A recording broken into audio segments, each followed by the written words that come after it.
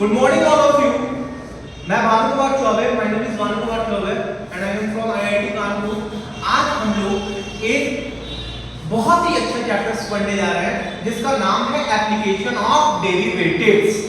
Application of derivatives पढ़ना क्यों है और इसका यूज क्या है, हम उसके बारे में पहले समझने की कोशिश करते हैं कि what is application of derivatives. जैसे कि आप फिजिक्स में क्लास 11 से पढ़ते आ रहे हो, डेरिवेटिव्स रेट ऑफ चेंज का आपने नाम सुना होगा सर। रेट ऑफ चेंज और डेरिवेटिव में एक अपन रिलेशन देखना चाहते हैं कि डेरिवेटिव एज और रेट ऑफ चेंज कैसा होता है। तो जो मैं सबसे पहले आपसे बात करने जाऊंगा, डेरिवेटिव्स एज रेट मेजर। आप किसी पार्टिकल का अगर position with respect to time दिया गया है तो आप उसके एक्सीलरेशन, स्पीड, वेलोसिटी की बात कर सकते हो। तो मैं यहां से डेरिवेटिव्स और रेट ऑफ मेजर को एक अटैचमेंट देना चाहता हूं, एक फील्ड के साथ दिखाना चाहता हूं क्या होता है। आइए हम इस चीज को समझते हैं। सपोज करिए कि एक पार्टिकल हमारे पास A है, वो B तक गया और इसका जो डिस्प्लेसमेंट है वो डेल्टा S है। समझिए, A से B तक का जो डिस्प्लेसमेंट है वो डेल्टा S है और जो हमको टाइम लगा वो डेल्टा T टाइम लगा। अगर हम स्पीड की बात करें कि स्पीड क्या होता है तो हम बोल सकते हैं delta S by delta T। अगर हमारा डेल्टा T बहुत ही बड़ा हो, आप जानते हो सर, अगर डेल्टा T बहुत ही बड़ा हो तो आप एवरेज स्पीड की बात करते हो, ठीक है। तो हम क्या करना चाहते हैं कि अगर if delta T is bigger, मान लो कि डेल्टा T बहुत ही बड़ा है, तो वहां पे हम किसकी बात करना पसंद करेंगे, एवरेज स्पीड की बात करना पसंद करेंगे। हम कह रहे हैं कि डेल्टा T अगर टेंड कर रहा है जीरो, डेल्टा T जीरो की तरफ टेंड कर रहा है, जीरो नहीं हो सकता, कभी टाइम जीरो होता ही नहीं, तो हम इसको रिप्रेजेंट करते हैं speed is equal to ds by dt। समझा सबको? ठीक, चमका ना भाई। आगे देखो, मतलब डेल्टा T अगर टेंड कर रहा है जीरो की तरफ तो delta S by delta T को हम लिख सकते हैं ds बाई dt लिख सकते हैं। वैसे ही हम आगे बात करना चाहते हैं, एक छोटी सी बात करते हैं आपसे। अगर आप यही नहीं, आप ये ना सोचो रेट ऑफ चेंज टाइम में हो रहा है तो आप फिजिक्स की बात कर रहे हो, इसको मैथमेटिक्स से आप समझने की कोशिश करना कि अगर आपके पास एक एक्स एक्सिस में ले रहा हूं और ये मेरे पास वाई एक्सिस है और मैं एक function y is equal to fx consider कर रहा हूं, कोई भी फंक्शन में ले रहा हूं y is equal to fx। What is y is equal to fx आपको पता है, एक कोई भी एक फंक्शन है जिसका ग्राफ इस तरीके से रिप्रेजेंट होगा।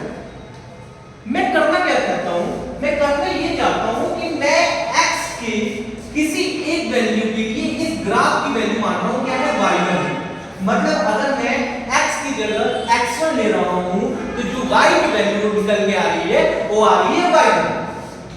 वैसे ही मैं कुछ इसमें चेंज कर रहा हूं, वो चेंज मैं कर रहा हूं डेल्टा x और मैं यहां तक पहुंचा, मतलब x2 एक कोई दूसरा पॉइंट ले रहा हूं और उसी पॉइंट पे इस फंक्शन की जो वैल्यू है वो है y2।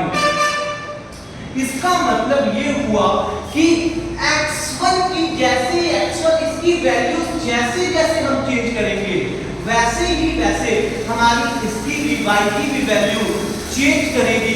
मतलब इसको अगर हम लिखना पसंद करें, अगर मैं इस चीज को लिखना पसंद करूं तो क्या लिख सकता हूं, ध्यान से देखिएगा।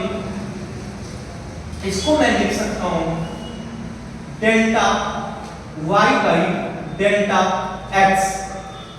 y में चेंज हो रहा है, किसके रिस्पेक्ट में हो रहा है, डेल्टा x के रिस्पेक्ट में। अगर डेल्टा x की वैल्यू बहुत ही बड़ा है, अगर डेल्टा x की वैल्यू बहुत ही बड़ा है तब हम कुछ नहीं कर रहे। डेल्टा x की वैल्यू बहुत बड़ा है तो डेल्टा y के चेंजेस होंगे वो भी बहुत बड़ा होगा, तो हमको उससे क्या मतलब है? हम तो क्या करना चाहते हैं, हम डेरिवेटिव और रेट ऑफ मेजर में एक रिलेशन देखना चाहते हैं कि क्या है रेट ऑफ मेजर और क्या है डेरिवेटिव। जैसे रेट ऑफ मेजर आप क्लास में पढ़ के आए हो, 10th में पढ़ के आए हो, 11th में पढ़ के आए हो, तो मैं रेट ऑफ मेजर को एज अ डेरिवेटिव देखना चाहता हूं। तो अगर डेल्टा x 0 की तरफ टेंड कर रहा है, मतलब डेल्टा x बहुत ही छोटा है, तो इस कंडीशन में dy by dx हम लिख सकते हैं, मतलब x में y में किसके रिस्पेक्ट में चेंज हो रहा है? x के रिस्पेक्ट में चेंज हो रहा है। एक छोटा सा एग्जांपल लेके क्वेश्चंस को करने की कोशिश करते हैं। इस छोटे से कॉन्सेप्ट से बहुत ही अच्छे क्वेश्चंस कर सकते हैं हम लोग, और मेंस में कभी-कभी तो ऐसे क्वेश्चन पूछते लगता है कि मेंस का क्वेश्चन है। कहने का मतलब ये है कि अपन पहले देख लेते हैं कि इस कॉन्सेप्ट पे एक दो क्वेश्चन करके सॉल्व देखते हैं कि क्वेश्चन कैसे हमारे बन सकते हैं। तो अब बात करते हैं, अगर हम बात करते हैं, ठीक है, क्वेश्चन आपको देता हूं मैं, क्वेश्चन मैं आपको लेके दिखाता हूं। क्वेश्चन एक पहला मैं क्वेश्चन आपसे ले रहा हूं कि एक मेरे पास स्फेरिकल वैल्यू है, ठीक है, हम एक स्फेरिकल वैल्यू लेंगे। क्वेश्चन सिर्फ नहीं रहा, मैं आपको समझा रहा हूं, ठीक है। सोल्यूशन देखिए, आप सीधे क्वेश्चन को समझिए, लिखिए। एक मेरे पास एक स्फेरिकल वैल्यू है, is being inflicted the radius of r, ठीक है भाई। इस स्फेरिकल बैलून का जो रेडियस है वो r है, मतलब बात को समझिएगा। एक हमारे पास स्फेरिकल बैलून है, इसमें हमने हवा हुआ डाला, इसको फुलाया, और जिसकी रेडियस क्या है? r के बराबर है। इस क्या बोले इसको? स्फेरिकल बॉल, ठीक है। आगे पढ़ते हैं सवाल। The balloon is increasing.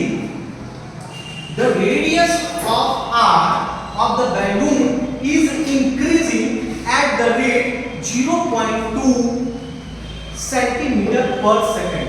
मतलब कहने का मतलब ये है कि अगर इस स्फेरिकल बैलून में अगर हम इस स्फेरिकल बैलून में अगर हम क्या कर रहे हैं, अगर r रेडियस है, ये स्फेरिकल बैलून है हमारा, इसको फुलाया गया है, फुलाने के बाद कह रहा है कि जो इसकी रेडियस है टाइम के रिस्पेक्ट में वो कितनी चेंज हो रही है? 0.2 सेंटीमीटर पर सेकंड हो रही है। मतलब अपने को एक चीज तो भाई पता है कि dr/dt जो इसकी radius, rate of change of radius है, जो इसकी रेडियस में चेंज है टाइम के रिस्पेक्ट में, वो कितना है? 0.2 सेंटीमीटर पर सेकंड। ये बात समझिए। समझने का मतलब ये है कि एक बैलून है, बैलून में हवा डाली गई है जिसकी रेडियस r है, और क्वेश्चन कह रहा है कि इसकी रेडियस टाइम के रिस्पेक्ट में चेंज हो रहा है, और किस रेट से चेंज हो रहा है? 0.2 सेंटीमीटर पर सेकंड के हिसाब से इसकी रेडियस में चेंजेस आ रहे हैं विद रिस्पेक्ट टू टाइम। आगे बढ़ते हैं क्वेश्चन। Where r = 5 centimetre. अच्छी बात है, आपको बहुत ही अच्छा कर दिया इसने, तो r की वैल्यू कितनी दे दी? 5 सेंटीमीटर दे दी। आगे सवाल को पढ़ते हैं, तो कराना क्या चाहता है भाई? ये सवाल क्वेश्चन ये करना क्या चाहता है? कह रहा है कि what rate is the volume b, मतलब कुछ वॉल्यूम b की बात करना चाहता है भाई, किसी स्फीयर के वॉल्यूम b के ऊपर ये बात करना चाहता है। क्या बात करना चाहता है? What rate is the volume b of the balloon increasing at that instant. कह रहा है कि जब r की वैल्यू 5 सेंटीमीटर हो जाए तो वो जो बैलून है उसके वॉल्यूम में किस रेट से उस इंस्टेंट पे चेंजेस होंगे और क्या होगा, आपको निकाल के हमको बताओ। तो करना क्या है अपने को? हमको dv/dt को फाइंड आउट करना है कि कितनी चेंजेस हो रहे हैं। चलता इतना, ठीक है। अब बात करते हैं कि अपने को dr/dt पता है, रेट चेंज रेडियस में r = 5, एक रेडियस r = 5 के लिए उसकी वॉल्यूम में टाइम रिस्पेक्ट में कितनी चेंजेस आएंगे जब r की वैल्यू 5 हो जाए, ठीक है। तो हम क्या करना चाहते हैं, एक v और एक r में हमको एक सुंदर सा रिलेशन पता है, और वो रिलेशन ये है कि किसी भी स्फीयर स्फेरिकल बॉल का जो वॉल्यूम होता है वो होता है 4/3 पाई आर क्यूब होता है। हमारा टारगेट है dv बाई dt को फाइंड आउट करना।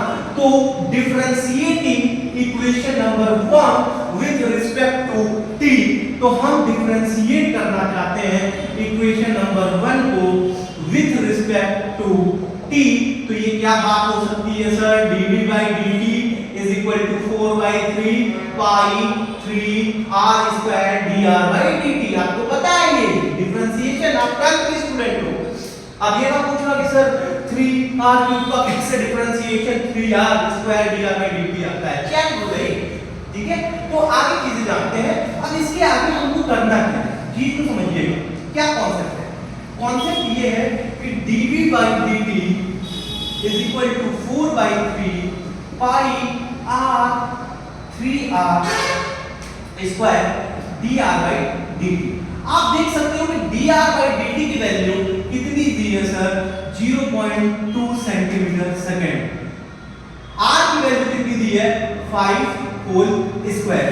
ये कितना दिया है? 4/3 पाई। Okay got it. 3 से 3 कैंसिल आउट हो गया। ये क्या लिख सकते हैं? 4 5 into 25 into 0.2। यहां से बात करो तो ये कितना हो गया? 100 into 0.2। फिर यहां से बात करो ये कितना निकल के आया? 20 पाई। वॉल्यूम क्या है? सेंटीमीटर क्यूब पर सेकेंड। क्या बात है? सेंटीमीटर पर सेकेंड। इसके वॉल्यूम में चेंजेस होंगे तब चेंजेस होंगे जब इस स्फेरिकल बॉल का रेडियस 3 के बराबर हो। ठीक है, एक और प्यारा सा क्वेश्चन देखो, कॉन्सेप्ट अगर आप समझ जाते हो तो क्वेश्चन में दिक्कत नहीं होती है, फिर अच्छे अच्छे क्वेश्चंस करते हैं। एक बहुत ही प्यारा जी मेंस में क्वेश्चन पूछा गया था। ये जी मेंस में क्वेश्चन नहीं है, वो लेवल का क्वेश्चन नहीं है। एक जी मेंस में क्वेश्चन पूछा गया था, हम उस जी मेंस के उस क्वेश्चन के ऊपर बात करना चाहते हैं। आज हम दो टॉपिक्स कवर करेंगे maximum, derivatives as rate measure, और दूसरी में बात करूंगा एप्रोक्सीमेट वैल्यू निकालने का तरीका क्या होता है, उसका यूज क्या होता है, कैसे इसका क्या एप्लीकेशन है, उसमें क्या हेल्प करता है। ठीक है, तो हम बात करते हैं नेक्स्ट। बात ये है, क्वेश्चन को समझिएगा। सेकंड क्वेश्चन आप देखिए इस टॉपिक के ऊपर। सेकंड क्वेश्चन देखिए इस टॉपिक के ऊपर कह रहा है कि एक अपने पास लैंप पोस्ट है। क्वेश्चन को समझिएगा, क्वेश्चन कहना क्या चाहता है? क्वेश्चन ये कहना चाहता है कि a man of height 1.8 metre, क्या बात है? एक इंसान है जिसकी हाइट 1.8 मीटर है। बहुत अच्छी बात है भाई। एक इंसान है, इसका पैर है, इसका सिर है। आगे देखते हैं। Moves away from a lamp post of height 3 meter। Lamp post खंबा ऊपर बल, उसको ही लैंप पोस्ट। ये लो अपना लैंप पोस्ट भी जमीन पे ही तो है यार, हवा में तो सारी चीजें होनी नहीं होंगी। इस जमीन पे इंसान खड़ा होगा, लैंप पोस्ट भी जमीन पे खड़ा होगा। इसकी लैंप पोस्ट की हाइट दिया हुआ है सर, कितना दिया हुआ है? 3 मीटर के बराबर दिया हुआ है। आगे देखते हैं कहता क्या है question. A man of height 1.8 meter moves away from a lamp post। क्या बात है? कह रहे हैं सवाल कि एक इंसान है जो लैंप पोस्ट से भाग रहा है। अंधेरी रात है भाई, तभी परछाई और छाई की बात होगी, शैडो की तभी बात होगी, मतलब इधर बिल्डिंग होगी। इसका मतलब 3 मीटर इसका लैंप पोस्ट है। ठीक है, इंसान की हाइट 1.8 मीटर है और वो लैंप पोस्ट से दूर जा रहा है, दूर जा रहा है, भाग रहा है। ठीक है, किस स्पीड से भाग रहा है? 2 मीटर पर सेकंड के रेट से बंदा भाग रहा है। Find the speed at which the length of the shadow. ठीक है भाई, शैडो वेडो बनाते हैं। यहां से लाइट पड़ा होगा इसके मुंडी पे, बहुत अच्छी बात है। कुछ शैडो आएगा, अच्छी बात है। अब देखना गेम क्या है इसका। क्या है? जब ये इंसान लैंप पोस्ट से x मीटर की दूरी पे था तो उसकी कुछ शैडो बनी होगी ना सर। उसकी सैडो मान ली इधर बढ़ रही है, क्या दिक्कत है? कह रहा है कि जितनी दूर यह लैंप पोस्ट से जा रहा है उसके जाने का जो तरीका है, रेट ऑफ चेंज है, दूर जाने का जो लैंप पोस्ट से रेट ऑफ चेंज है, मतलब x में जो रेट ऑफ चेंज है, मतलब dx/dt की अगर मैं बात करना चाहूं तो ये कह रहा है कि जो dx/dt में चेंज हो रहा है वो हो रहा है 2 मीटर पर सेकंड के रेट से। बट मतलब एक लैंप पोस्ट था, एक इंसान था जिसका सिर ये था, पैर ये था। अब क्या हुआ, यहां से लाइट गली होगी, बंदे की शैडो बनी होगी, बंदा आगे क्वेश्चन कह रहा है कि लैंप पोस्ट से इस रेट से बंदा भाग रहा है, दूर भाग रहा है, अरे भाग रहा है, दूर जा रहा है, ठीक है। Find the speed at which the length of the shadow is increasing. मतलब लेंथ ऑफ शैडो की बात करना चाहता है क्या यार, सही बात है, ठीक है। तो लेंथ ऑफ शैडो की मान लो है जैसे जैसे ही बंदा इधर भागेगा लैंप पोस्ट से दूर भागेगा, वैसे वैसे लेंथ ऑफ शैडो में भी चेंजेस आएंगे। मतलब पूछना है कितने चेंजेस आएंगे, 4x से चेंजेस आएंगे। मतलब पूछना चाहते हैं dl/dt की क्या वैल्यूज निकल के आएगी। अब इस क्वेश्चन को देखो, क्वेश्चन की फिगर बन गई, क्वेश्चन में आपको बचाएंगे। आप दो चीजें जानते हो क्लास 9 की, ठीक है, कि ये दोनों ट्रायंगल्स आपस में कैसे ट्रायंगल्स हैं, सिमिलर ट्रायंगल्स हैं। और जहां पे भी हमारी दो चीजें सिमिलर होती है वहां पे हम perpendicular by perpendicular is equal to base by base लिख सकते हैं, कोई भी प्रॉब्लम नहीं आएगी। अब हम बात करते हैं, क्या करते हैं, दो सिमिलर ट्रायंगल, अच्छी बात है। तो दो सिमिलर ट्रायंगल है, तो इस बड़े वाले ट्रायंगल नाम नेम कर दो ए बी सी डी ई, नाम दे दो, ठीक है। तो इन ट्रायंगल ए बी सी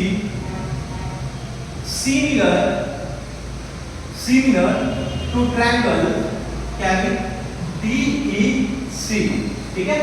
ये दोनों ट्रायंगल्स आपस में सिमिलर है। अच्छा मैं सब कर क्यों रहा हूं, क्योंकि x पर एक l में एक रिलेशन आएगा, वहां से अपन डिफरेंशिएट मारेंगे, रेट ऑफ चेंज देखेंगे और वहां से चीजें अपनी आराम से हो जाएंगी। तो ये अपना एक रिलेशन, जैसे आपने b और r में रिलेशन देखा, वैसे ही यहां पे l और x में रिलेशन देखना चाहता हूं कि l और x में क्या रिलेशन निकल के आता है। तो एक छोटी सी बात कर लो कि इसका परपेंडिकुलर ABC का जो परपेंडिकुलर है वो कितना है, 3 है, बेस कितना है x plus l, ठीक है। पहले ट्रायंगल ABC का परपेंडिकुलर कितना है 3 है, दूसरे ट्रायंगल का परपेंडिकुलर कितना है 1.8 है, फोकस इधर रखो भाई, ठीक है, 1.8 है, ठीक है। दूसरे ट्रायंगल का, बड़े वाले ट्रायंगल का बेस कितना है भाई, सर बेस तो x plus l है, और छोटे वाले ट्रायंगल का बेस कितना है, बड़ा वाला ट्रायंगल ये है, सर छोटा वाला ट्रायंगल ये है, तो क्या है भाई बेस l है। क्रॉस मल्टीप्लिकेशन करते हैं, क्रॉस मल्टीप्लिकेशन के बाद चीजें देखते हैं, अच्छी चीजें मेरे को दिख रही हैं, इससे कैंसिल आउट हुआ 1.6 हुआ, क्रॉस मल्टीप्लिकेशन करो तो l is equal to 0.6x plus 0.6l, l निकालो तो l minus 0.6l is equal to 0.6x, l minus 0.6 मतलब 1 minus 0.6 कितना होता है, पता है ना, नहीं पता, और देख लेते हैं 1.0 6 कितना हुआ 4.4l is equal to 0.6x। आगे चीजें देखने की कोशिश करते हैं और आगे चीजें समझने की, डायग्राम आपको समझ में आ गया, कोई डाउट तो नहीं है ना, तो यहां से चीजें देखने की कोशिश करते हैं। आगे देखो क्या होता है, क्या होता है, ये देखो 0.4l is equal to 0.6x, it is l is equal to 0.6 upon 0.4x, ये कैंसिल आउट हुआ, 2 3 6 2 2 4, l is equal to 3/2x। अपने को चाहिए क्या, अपने को चाहिए कि उसकी शैडो में कितनी चेंज हो रही है जब वो इंसान लैंप पोस्ट से भाग रहा है, तो कितनी भाग रहा है, तो हम क्या करें, differentiating equation number 2, differentiating equation number 2 with respect to t। तो यहां से अगर हम बात करें तो क्या हो गया, dl/dt is equal to 3/2 dx by dt 3/2 लिख सकता हूं, कोई प्रॉब्लम नहीं है। dx by dt की आपको वैल्यू दी है, कितनी दी है 2 मीटर पर सेकंड दी है। 2 से 2 कैंसिल आउट हुआ, वी गिव 3 मीटर पर सेकंड। अगर बंदा लैंप पोस्ट से 2 मीटर पर सेकंड के हिसाब से भाग रहा है तो उसकी परछाई भी 3 मीटर पर सेकंड के हिसाब से आगे की तरफ भागेगी। ये समझ आया भाई? क्लियर? एक मेरा बहुत ही फेवरेट क्वेश्चन था, अभी जेईई मेंस में कुछ दिन पहले ही पूछा गया था, ठीक है? वो चीज को हम बताने की कोशिश कर रहे हैं कि वो क्वेश्चन इसी टॉपिक पे एक छोटा सा टॉपिक है। अभी हम इसमें बहुत सारी चीजें बात करेंगे, टेंजेंट्स की बात करेंगे, नॉर्मल्स की बात करेंगे, थ्योरम्स इसमें, Rolle theorem, Lagrange theorem, mean value theorem, ऐसी सारी चीजों की बात होगी, धीरे धीरे होगी, सब्र करो, ठीक है? सब्र करो, सारी चीजें होंगी। लेकिन एक चीज देखो, इस एक छोटे से टॉपिक से जेईई मेंस में भाई क्वेश्चन उठाया गया, इसका मतलब जेईई मेंस निकालना टफ काम नहीं है, इजी काम है।